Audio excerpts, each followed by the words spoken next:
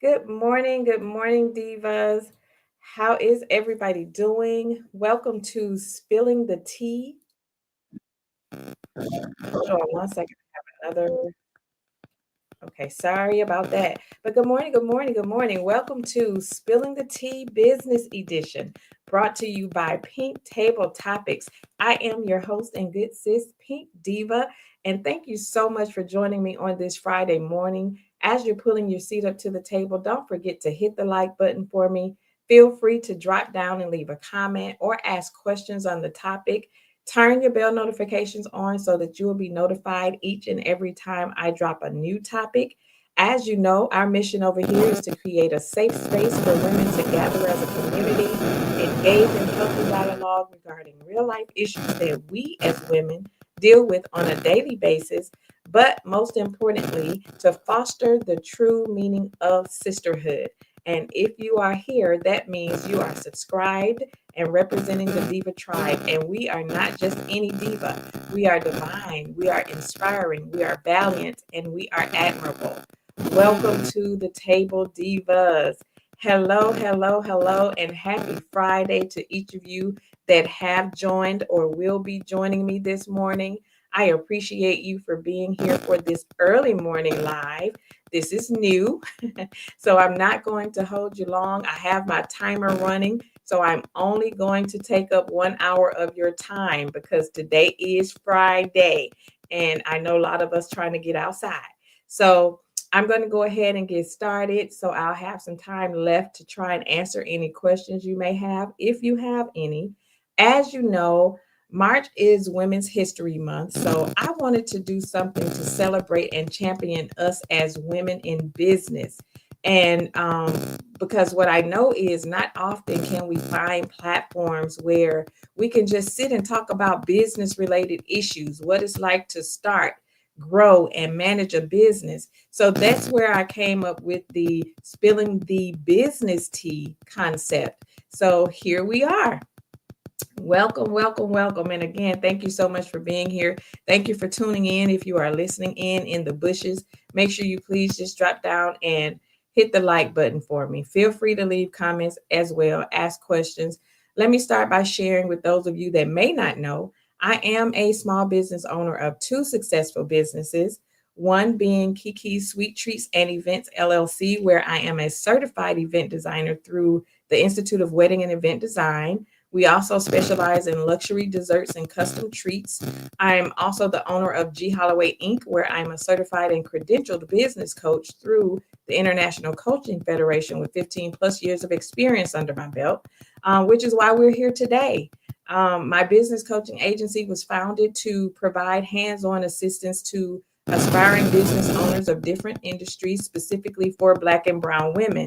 I wanted to create a resource and a simplified roadmap to ensure women in business had the necessary tools to manifest their dreams in reality into reality. So um, when I started my business back in 2014, there wasn't a lot of resources available to me. And I found myself seemingly running around in circles because I didn't know where to start. I knew what I wanted to do. I had the skill set and the talent needed to do it. I just didn't have the direction on where to start. And at the time, I quickly found out that, folks just didn't want to help. People didn't want to, give you information. They didn't want to connect you to resources that were available, especially if you were doing something similar to what they were doing. It was like, they would give you bits and pieces of information, just enough to get you by, but not enough to surpass where they were, basically. So after that, I just put my seatbelt on, buckled up for the ride, and I said, one way or another, we're gonna do what we needed to get this business started. So I educated myself on the industry. I paid for classes and certifications. I networked, I connected with and sought legal advice, and I got busy. I got busy. I got out here, and I can literally say I built my businesses from the ground up. I got it out of the mud. I did not get any funding. I did not get any grants. I did not take out any business loans. Literally built it from the ground up. And I'll tell people all the time God works in mysterious ways. And it was just like everybody and everything that I needed, He put me directly in the path to get it. So, because of all of the stumbling blocks that I had to go through in the beginning stages of building my business, I always said that I would make it a priority to reach back and help other women as much as possible. So, and that's when my business coaching agency was envisioned. It's a part of my purpose, and here we are. And let me say this to everybody. This is a reminder. Every business is started just with an idea. All you need is an idea. So don't let anyone tell you that your idea is a bad idea ever. No idea is a bad no idea is a bad idea. So let's kick off this series. We are starting with the 10 steps to start a business. 10 steps to start a business. And I'm going to go in order. I won't be watching the chat if you come in. Hello to everyone. If you're listening in, hello, hello. Just make sure you watch. Make sure you hit the like button for me. So, number one, first of all, the first thing that you need to do when you are starting a business, keep in mind, starting a business involves a lot of planning. It's not something that you should just jump into and say you want to start a business. You have to think things through, you have to plan strategically. There are a lot of key financial decisions that you have to make, and a lot of steps that you need to complete to actually legalize your business.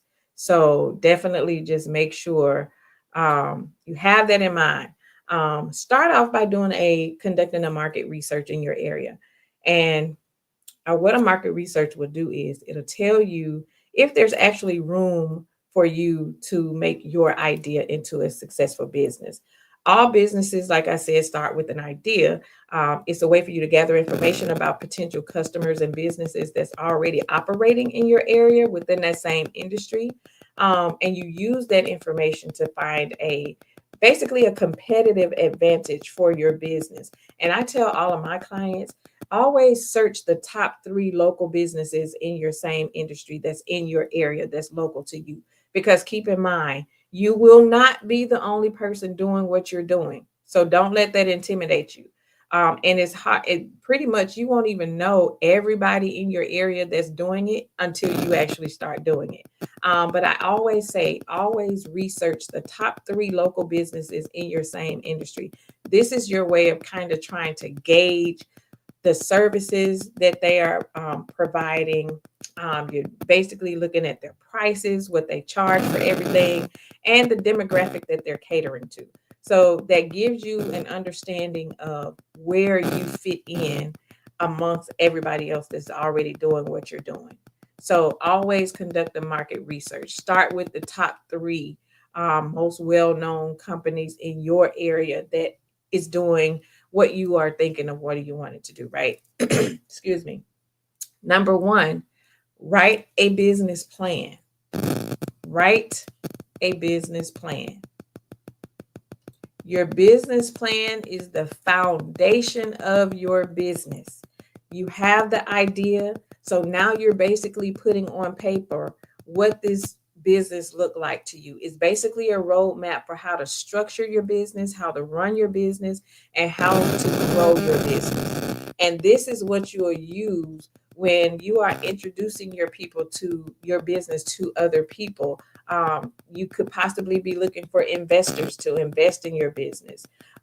So you're basically telling people, where do you see your business growing to within the next 3, 5, 7 years? This is where your business plan comes into play. And this is basically like your resume. Your business plan is like your professional resume. When you're trying to get jobs or getting to college institutions or whatever, you have your professional resume. Your business plan is your professional resume for your business. So always start with the business plan. There are individuals who can assist and write. I help as well, help my clients write business plans. So you definitely want to have a business plan because you have to have a foundation. Because if you're going to start a business, make sure you're doing things decent and in order. Follow the steps necessary to get everything taken care of in the beginning so that you won't run into issues as you are operating in the business. Um, the next thing you need to think about is funding your business. Your business plan will be a roadmap to help you figure out how much money you will need to actually start the business. Unless you're rich already, you will need to either raise money or borrow money for the capital, right? Fortunately, there are some ways that you can get capital to help you fund the business if you don't have it. As I mentioned earlier, I did not raise money, nor did I borrow money. I literally took it out of my own pocket. I built my business, whatever I needed to pour into my business. I funded it from my own savings account. I was working a 9 to 5, still work a 9 to 5. We're going to talk about that too. There's absolutely nothing wrong with running a business and still working a 9 to 5. There's nothing wrong.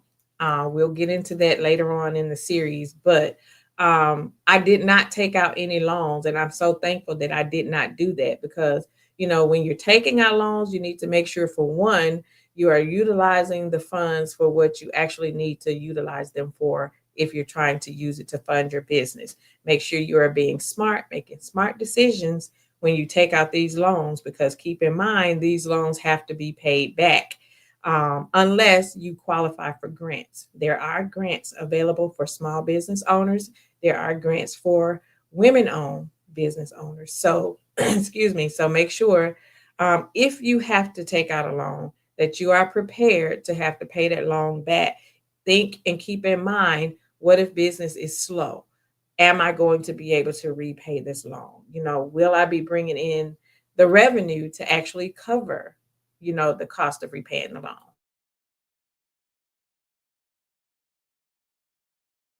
Excuse me, I had to cough. I got a morning voice this morning. I was like, what's wrong with my voice? That's because we're early. We're not on our Tuesday evenings. So excuse me, y'all. Oh my goodness. Hey to everybody that's coming in. Hey, Keisha, Angela, and Nashonda. Thanks for joining. How y'all doing? So yeah, so make sure you are prepared to pay back any loans that you get, but make sure also that you are networking and connecting with people that can help you find available business grants that may be available to you in your business. Number three, pick a business location. Pick a business location. What is that? Your business location is one of the most important decisions that you'll have to make when starting this business, right? So, when I say business location, you have to decide, are you setting up a brick and mortar business? Will your business be a home based business, or will you be launching an online store? And keep in mind, the choices that you make as far as the location of your business could affect your taxes, your legal requirements, and your revenue. And please know, let me say this to anybody out there: there is absolutely nothing wrong with having a home based business, because there are a lot of perks in doing so. So don't ever let nobody make you feel as though your business is less than just because you operate out of your home. You can make some big bank from your home. And I'm saying that because I'm doing it right now. My business started as a home based business when I first started. I operated out of my home for probably, I operated out of my home probably for 3, 4 years before I got a space. But again, making money from home, listen, I can scream it from the rooftop. There's absolutely nothing wrong, because when you start to get into brick and mortar business, you have to understand that there's going to be overhead that comes with that. You have to pay the lease for the building, unless you're rich again and you're building from ground up and all of that. But I'm talking about those of you that are going into trying to start a business and you go right into being doing a brick and mortar. There's overhead. You have to pay the lease, you have to pay the electric bill, you have to pay for everything else inside of that to operate that business as a brick and mortar. But you also have to keep in mind what happens when business slow up. When business slow up, that lease still have to be paid. When business slow up, that electric bills still have to be paid. If you are running a brick and mortar and that causes you to have to hire employees to help run your business, you have to pay those employees. So just make sure you're thinking about this when you get ready to start. I know a lot of very successful businesses that started right in their home. So don't ever let, hold on one second.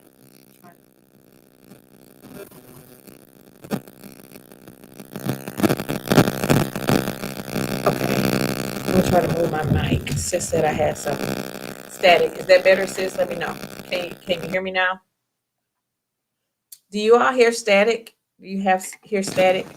Let me move my mic back a little bit. Is that better? Let me know. Put a one in the chat if you hear static. Put a one in the chat if you still hear static. No, no, no. Okay, I'm gonna keep going. So let me know. If you hear static, let me know. Thanks, sis, for letting me know. Am I good? Am I good?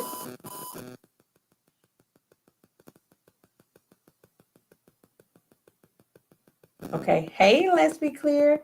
Thanks for joining. Thanks, sis, for letting me know. So as I was saying, um, make sure when you're choosing the location from your business, make sure that you actually have the revenue and the capital to be able to make the payments on that brick and mortar. There's nothing wrong with having a home-based business at all. Nothing wrong with it. To me, it's less hassle. And because you are running a home-based business, there are a lot of tax write-offs that are associated with running a home-based business, and you really can make some big bank working from home. So don't ever let anybody make you feel like your business is just a little business just because you are operating out of your home. Definitely. Choose your business structure. After you have chosen your location, after you have, of course, after you've written your business plan, after you've thought of the ways that you're going to fund your business, after you've chosen your location, now it's time for you to choose the business structure. How will your business be structured? That is very important. That is very important. The legal structure that you choose for your business will impact your business registration requirements. Because, yes, we started with an idea, but we have to structure the business. There are registrations that we have to do to get the business registered. It affects how you pay your taxes, your personal liabilities. So, choosing the proper business structure for you is very important. Um, Business structures consist of sole proprietorships, LLCs, partnerships, nonprofit organizations, and S Corp. So that is something that you have to decide. And we'll go over in details more about doing a deep dive into what each of these different business structures mean because they all differ. I will say the majority of my clients as well as myself, we do a LLC.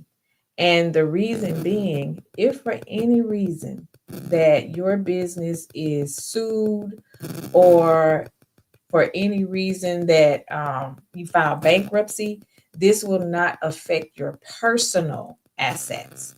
So when you're doing a LLC and someone wants to sue your company or you file for a bankruptcy, it will not affect your personal assets. So that is one of the reasons why a lot of people will choose the business structure of an LLC. So make sure you have that in mind and just make sure you know the definition and what the meaning behind all of this and how it will actually affect you with filing your taxes and the business registrations and requirements because each state differs. Know that each state differs. You can be in the same industry as somebody in a different state, but there are different laws and regulations per state.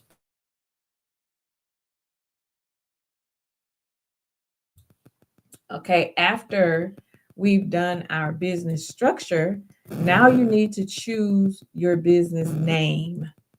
You need to choose your business name. Um, it's not easy trying to pick the perfect name, but you will want a name that's going to reflect your brand, and it's going to basically capture, what it is that you want your audience to see, or your potential customers and clients to see. You want this name, of course, to be catchy, but you also want to make sure your business name isn't already registered and being used by someone else. I cannot stress how many times I have um, had people really out here operating in their business, did not take the proper steps necessary to get their business legalized, and did not do a search to see if their business name was already being utilized, and somebody else went and patented it. So you got to make sure you check the National Patent Registry to see if your name is available. So before putting your name, business name, on any legal documents, check to make sure your name is available. Please make sure you do that. I cannot stress that enough. Make sure the name is available. And then keep in mind too, when you are, how some of us can get when we trying to name our kids, and we name these kids these funny names and they have to go to school with these names. When you choosing the name for your business, think about where you see your business growing. Um, where do you want to, how do you want people to see your business? Okay, so when we first started my Kiki Sweet Treats and Events business, Kiki is my daughter's nickname. Her name is Kiara. And the business actually started off as her idea, where she was just doing treats. At the time when that business was started, she was at school. She was attending nursing school in Tennessee State University, and tuition was extremely expensive. And she already knew we were paying out of pocket for out of state tuition. So she basically called me one day and she was like, "Ma, I want to do something to make some money while on campus," because when she enrolled and made it to campus, she had missed the deadline to enroll in work study, so she couldn't get a work study job her freshman year. So because she was pledging at the time, she was a part of the gospel choir, and they were traveling, and they had a lot of dues and responsibilities that they had to pay for. And she didn't want to ask us to help her pay for those things. And she was just looking for a way that she can make some extra money. So I was like, well, tap into what you like to do. What is it that you really, really like to do? Do that. And she's like, well, I like to bake. She's always loved to bake. She's always loved making desserts. And I say, okay, well, do that. I say, you have a couple of line sisters that have their own apartments.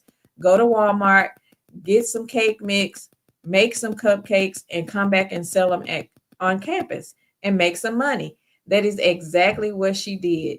Before you knew it, she was being called the treat lady on campus, because she would sell desserts and stuff. And because she fell in love with doing it on campus, when she would come home, she would always say, "Mom, tell your friends I'll be home and I'll be making cakes," and take some orders. So I had a little sign up sheet that I would take to my job, and I would say, "My baby girl is making cakes. She'll be selling cakes while she's at home for spring break," and people would order. And when I would be hosting events, I would always have her to come and do my desserts for me. And so when she was talking and she was like, "Mom," she's like, "I really want to start a business out of this. I think I really, really want to make a business out of this." And I say, "Well, you can." I say, "But, make sure that's something that you want to do, because we don't believe in starting something and then stopping. If it's something that you really, really want to do, I'll help you do it." And before you know it, she had started Kiki's Sweet Treats, which is why the name is there. So, um, later on, about a year or so later, and being that we would always tag team each other and have each other assisting with my events, and then I would assist her. She would make the stuff, and I would always make it, package it, and make it look real pretty, because I believe in anything that your name is on and it's representing your brand. You want to make sure that it's the same way you would want something to if you were receiving it and purchasing it from somebody else. So I would always make sure her packaging was neat, it was professional, and it was just too pretty to eat, really, basically. And so we were in the kitchen packaging her stuff, some cake pops, I think it was. And she was like, Mom, I think we should go into business together. And she said, because we already help each other. Like, I make desserts for you.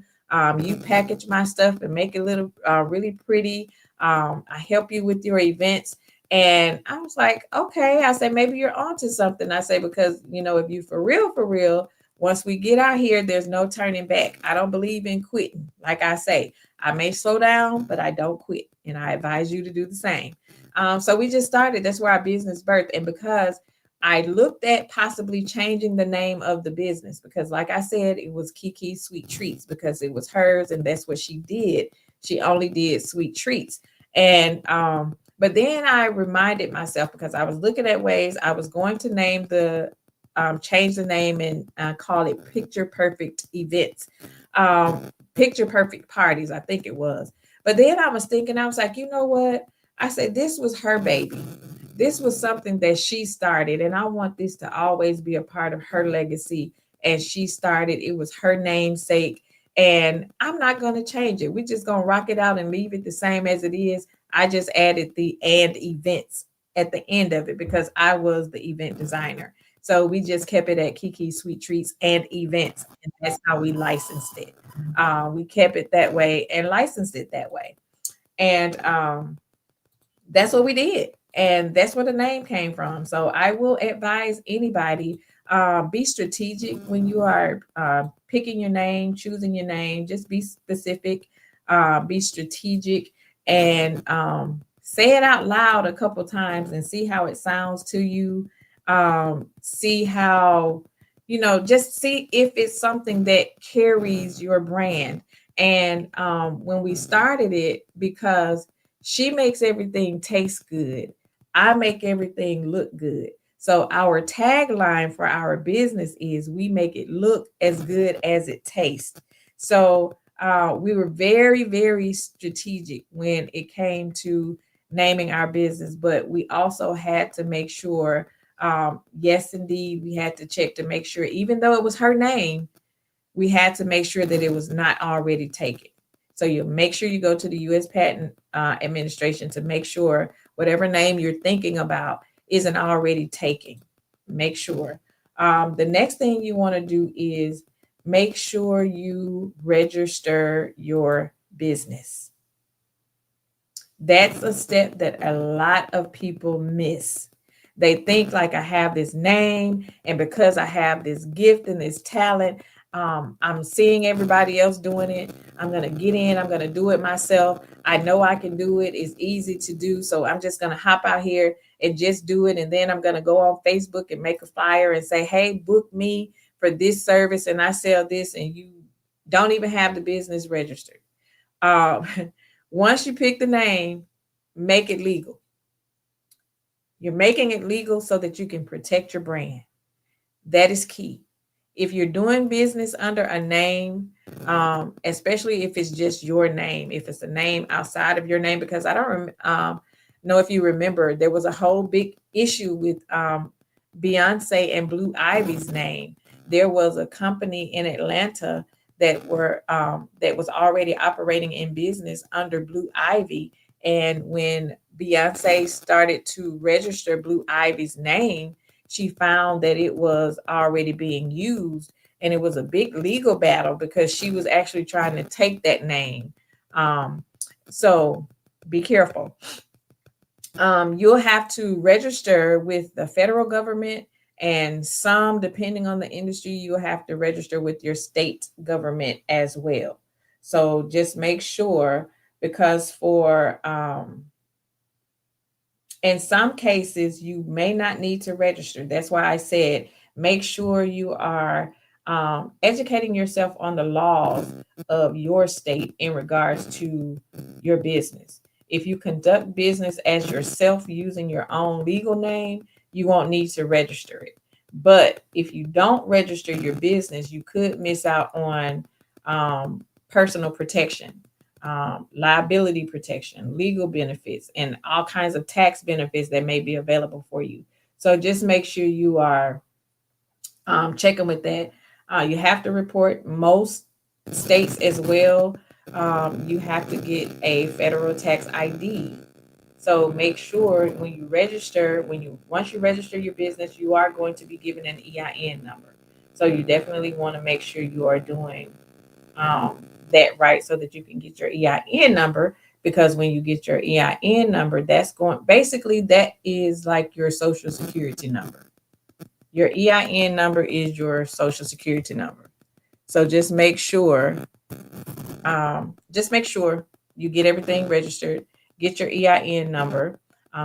You're going to use it like it's your, like, let's say, for instance, if I go into, let's say, a store like Hobby Lobby, I can go into Hobby Lobby and I can utilize my EIN number and I can get tax exempt because of how my business is structured. I have my EIN number. So there are stores that will receive your EIN number as a business, and you can get some things exempt and not have to pay taxes on those things.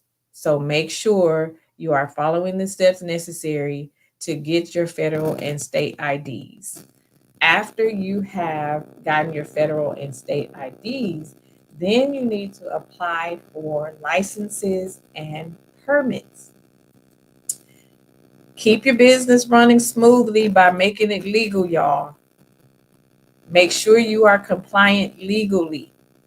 Licenses and permits that you need for your business is definitely going to vary per industry. It's going to vary per state, and it's going to vary per location. So you can be operating a business like I am. Let's say you're in Delaware, I'm in Wisconsin. Some licenses and permits you will not need because your state does not require you to have that. Whereas, whereas my state requires me to have it.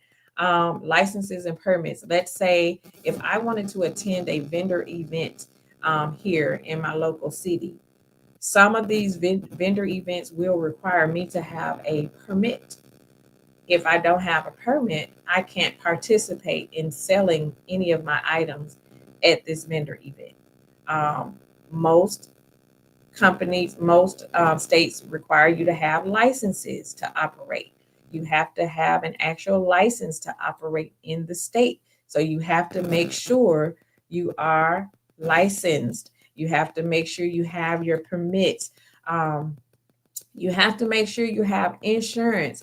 I'm an event designer. I design weddings. So a lot of the venues, especially a lot of the hotels that we host weddings in their ballrooms, they require us to have insurance. So if anybody, let's say for instance, if I go in and decorate this event space for a wedding, and let's say a guest trips over one of my tablecloths on the table, um, they want us to have insurance because they have been held liable for something transpiring with some event designers, event decor. So they don't want to be held liable for that. So they want the event designer to have their own license, their own insurance. So that's why I say, seek an attorney, seek an accountant, seek a business coach, somebody that can go through these things specific to you and what you're trying to do. Because the information that I'm giving is basic information. This is general information that's accessible to anybody. But when it comes to one-on-one and you building and trying to build, like, seek legal counsel, seek, network, get a mentor. I tell people all the time, there's nothing wrong with getting a business mentor, somebody that's been in business, somebody that can show you the ropes and can just work one-on-one, hands-on with you, to help you build and structure your business appropriately.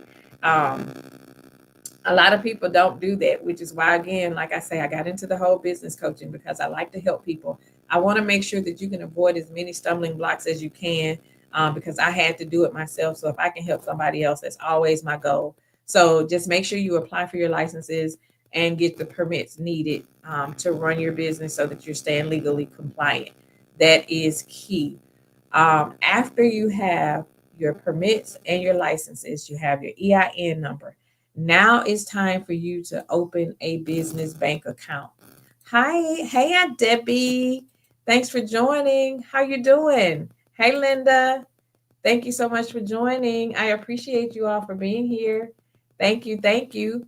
After you have applied for the licenses, the permits, you have your EIN, now it's time for you to open a business bank account. A small business checking account can help you handle all of your legal, all of your tax, and your day to day issues. The good news about that is it's super easy to set one up. All you have to do is make sure that you have all of your registration paperwork with your EIN number. Go to the bank and just make sure you open it in your business name.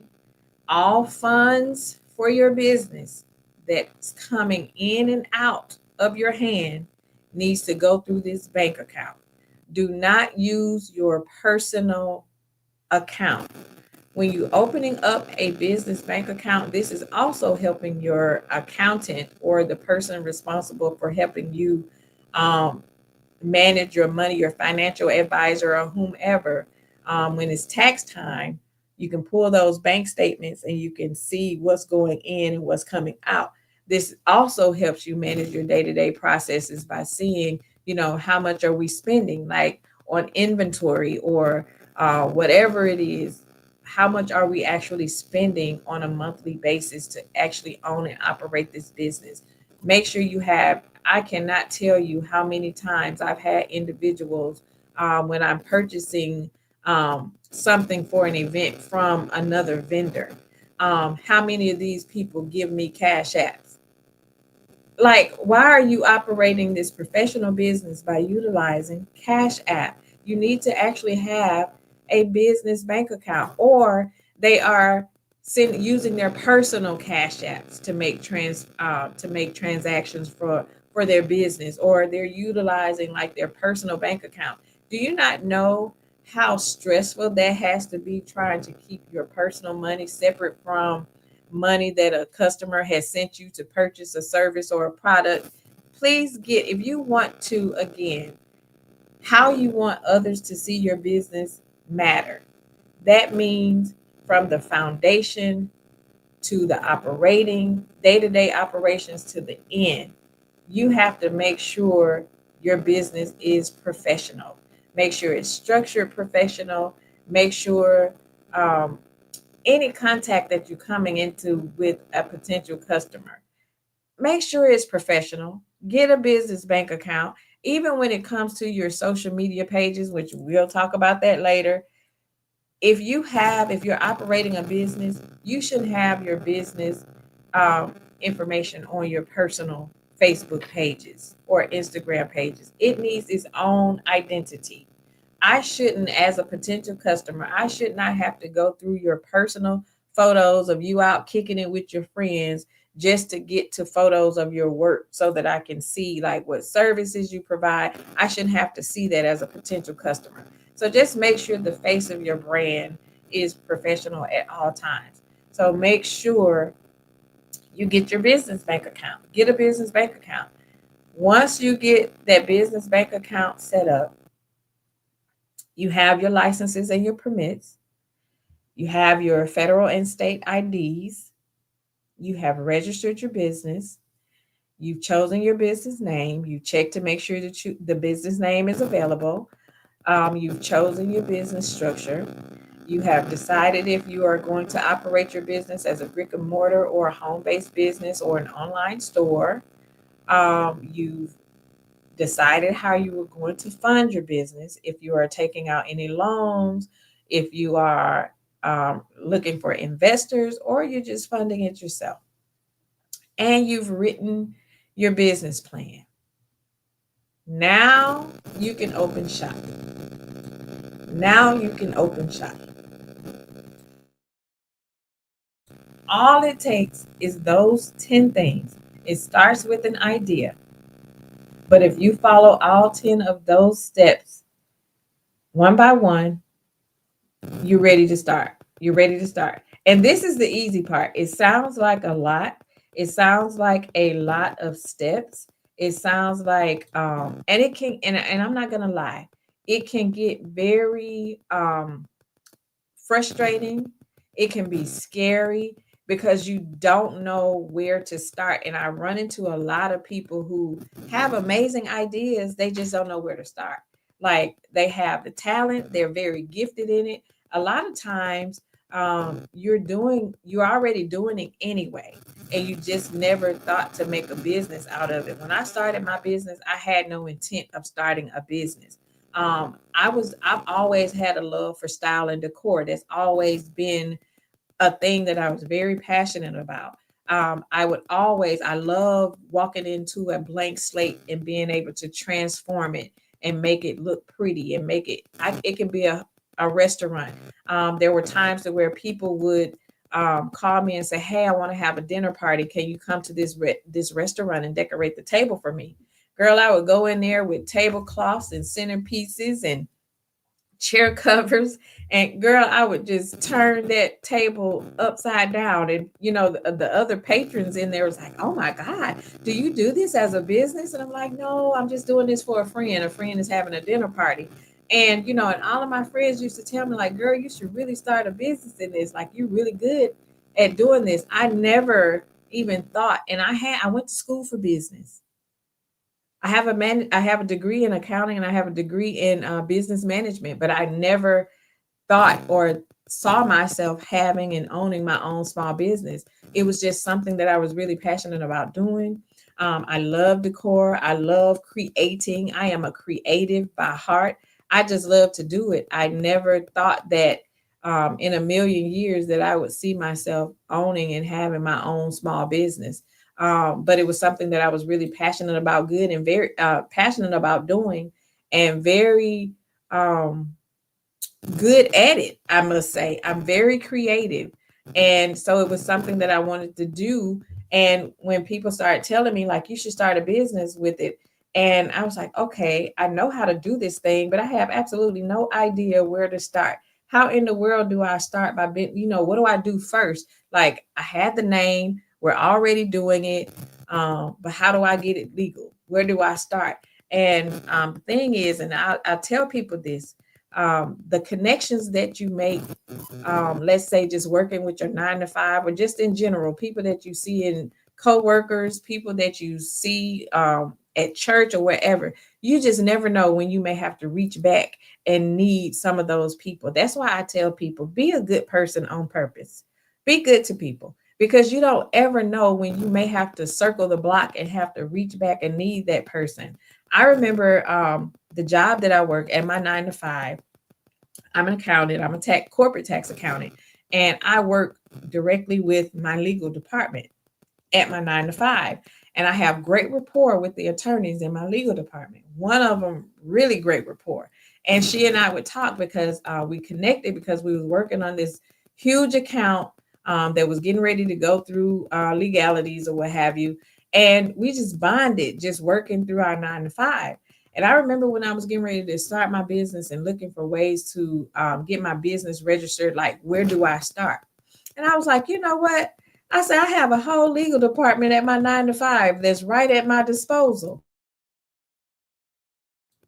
And I said, I'm going to utilize my own legal department. So I reached out to her. I shot her a quick message and I was like, "Hey," and she was a Puerto Rican lady in my legal department. And I was like, "Hey," I said, "Do you have a moment to chat?" I said, "When you get some free time, let me know." I say, "It's off record, it's not business related. It's something personal that I want to run by you." Immediately, she blocked out some time on our schedule and scheduled a meeting to put us in a meeting. And we met and I talked to her. I said, "Hey," I said, "I have a question." I say, "I need some legal advice. I'm trying to start a business, but I'm trying to legalize it. I have no idea what I'm doing. I have no idea of the steps that I need to get this business started, and I need some help." And she basically, when I say, she gave me every piece of legal advice that I could think of, and how to, she actually pulled up, and this is the thing that you have to be careful about when you are filling out these applications to do LLCs for your businesses. Be very, very careful, because you'll, when you pull up the site, there will be so many third parties that'll pop up for limited liability companies, that you'll think that's the one that you should be applying, and they'll have you paying all of this money, and it's not the actual site, which is why I say seek legal advice or seek someone that has experienced it, so they can tell you exactly where to go. Because when I initially started doing it, one of those places wanted to charge me like 300 and something dollars to apply for my LLC.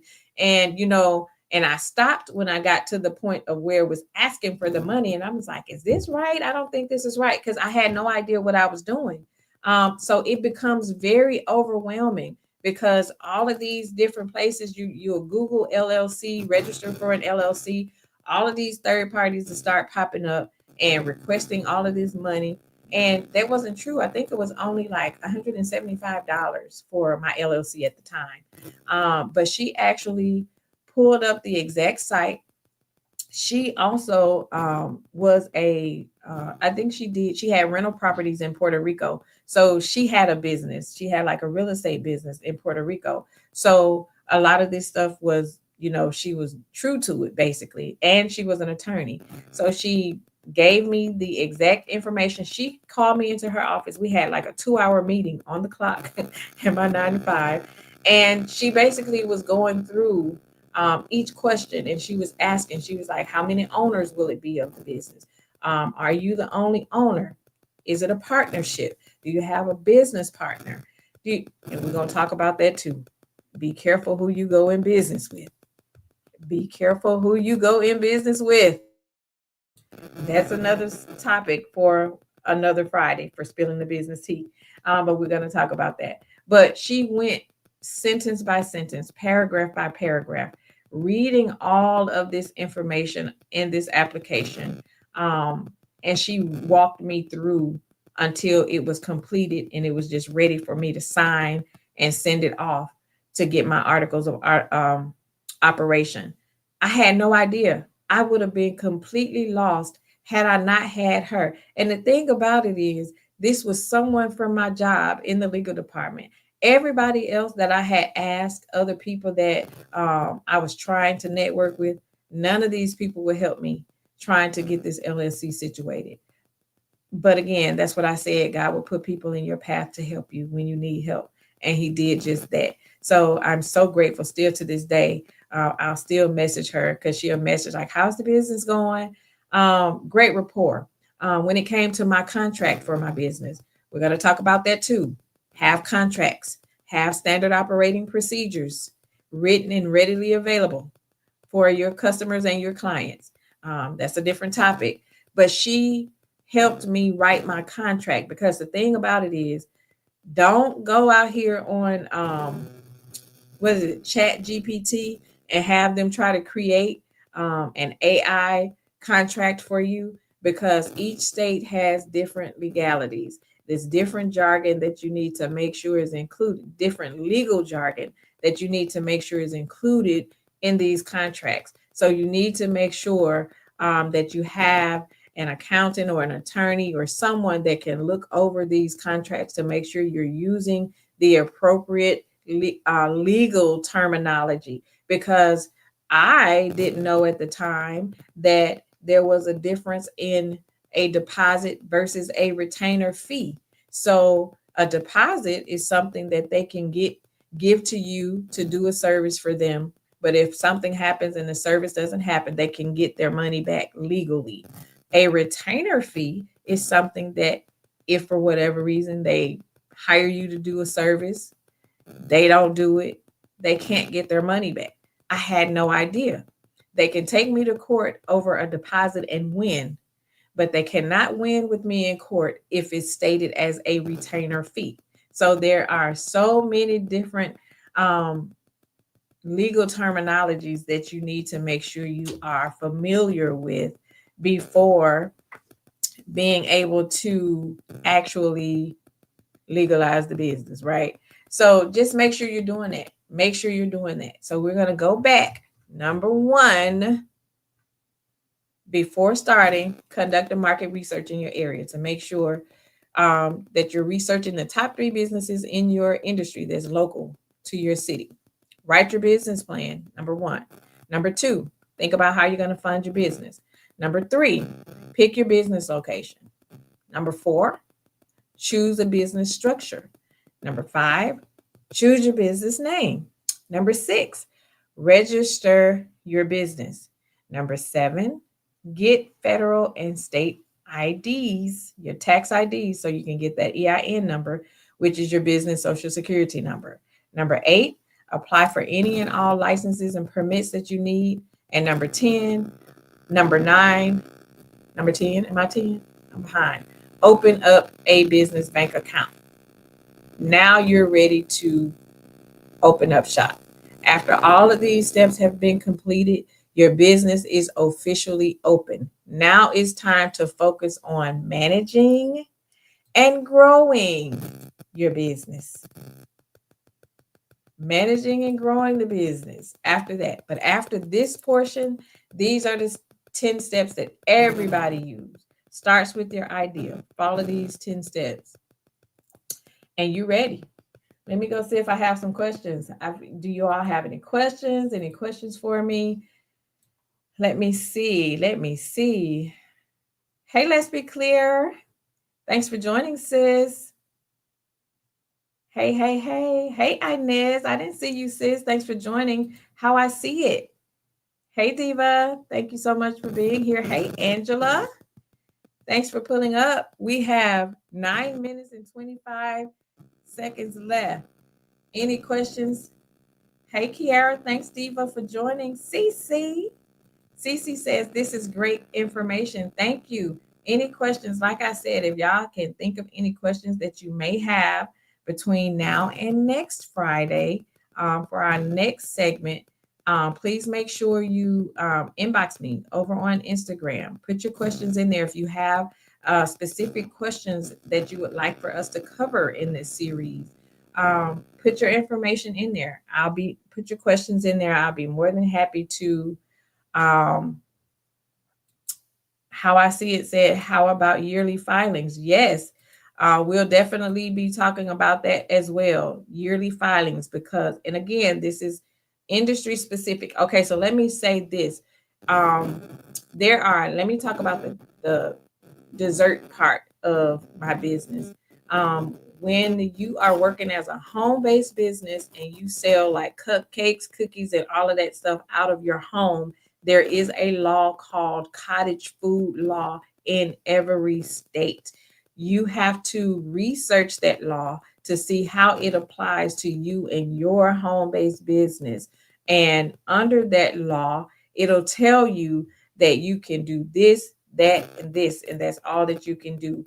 It will vary per state. Let's say, for instance, as a a home-based business, I am not authorized legally to sell alcohol. Do you all know the cute little strawberry boxes that they'll have, like the cute little bottle of wine, or the cakes that you will see that have the little Patron bottles and stuff on top of it?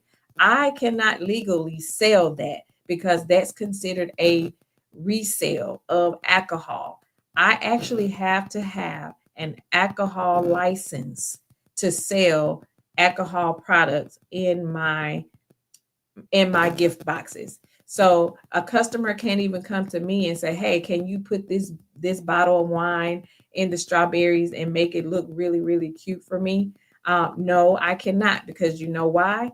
If I am reported that I am selling alcohol bottles in or on my boxes or what have you, I'm reported, that is a $7,000 fine. And there is no way I'm going to risk my business being fined $7,000 for selling alcohol for a little $65 gift box of strawberries.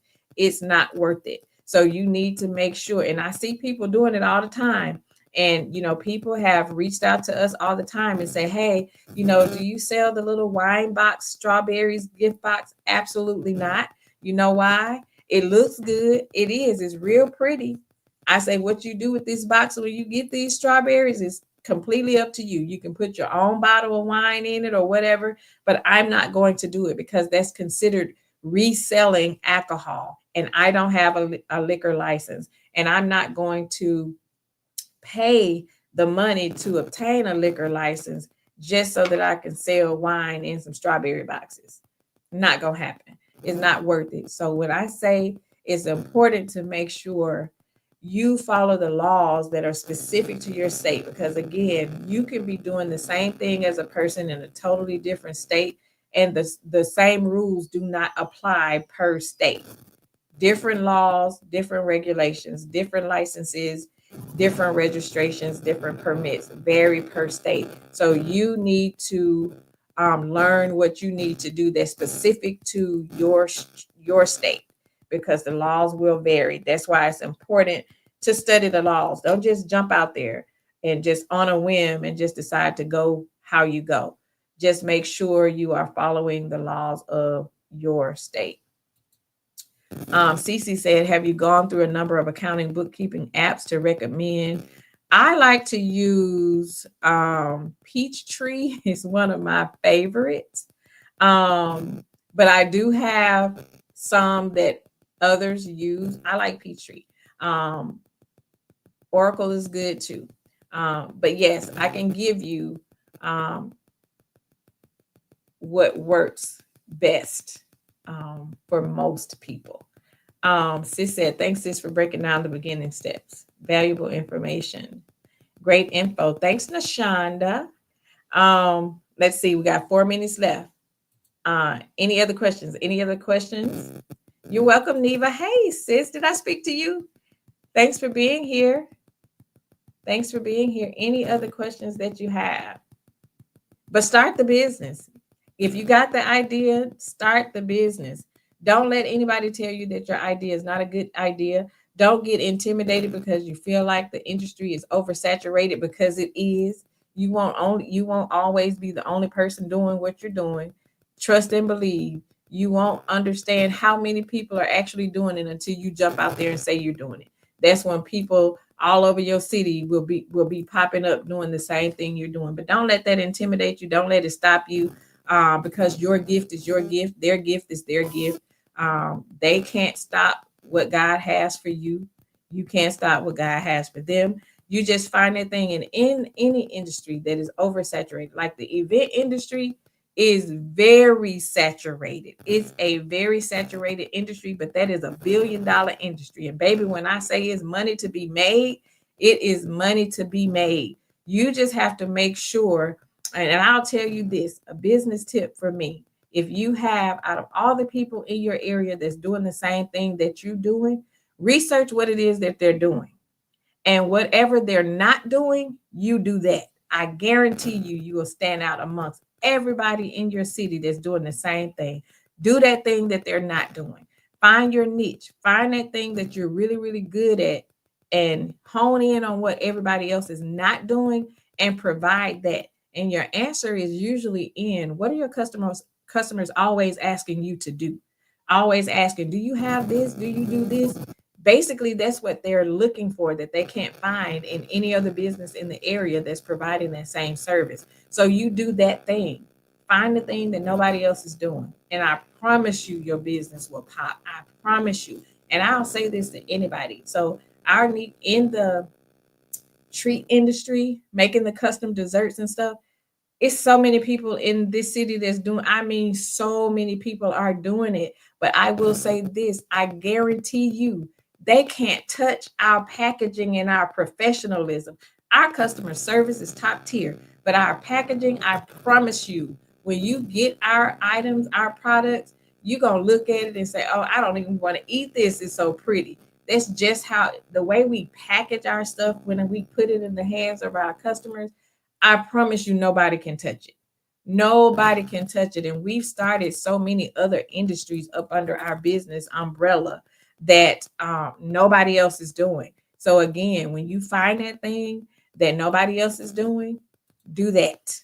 Cece said the wife of one of my younger cousins does event decorating. She is thriving. She even secured contracts for major chain grand openings in her. Absolutely. We have corporate contracts and everything. That's what I say. Networking is available. And you will think that people are not noticing you and people don't see you, but they do. Trust and believe. They see. They see. They see. They are watching and they see. Please believe. So don't be afraid to do it.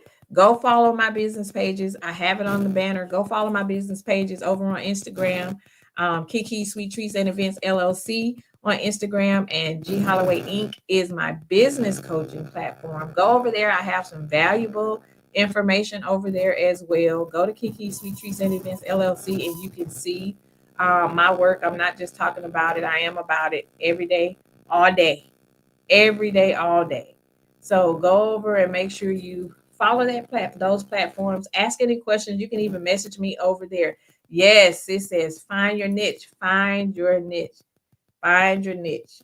Find your niche. We have 20 seconds left. Thank y'all. Thank y'all so much for stopping by Pink Table Topics, spilling the business tea. I hope you were able to take some notes. I gave you some information and insight on something that hopefully you'll be able to just get started. That's the easy part. Like I said, the hard part starts when you are up and running. So I hope, see, y'all hear my timer? We was one on time. We was right on time. But again, if you have any questions that we didn't get a chance to go over, any topics that you would like to, any topics that you would like for us to go over, um, leave a comment to the replay gang that'll be listening in later. Make sure you hit the like button when you pull your seat up to the table. Drop down and leave some comments, and I'll go back later and read your comments and offer a response over there. Join me back here next Friday, 10 o'clock a.m. Central Standard Time, for another segment of Spilling the Business Tea. Chat with you soon. Have a good night.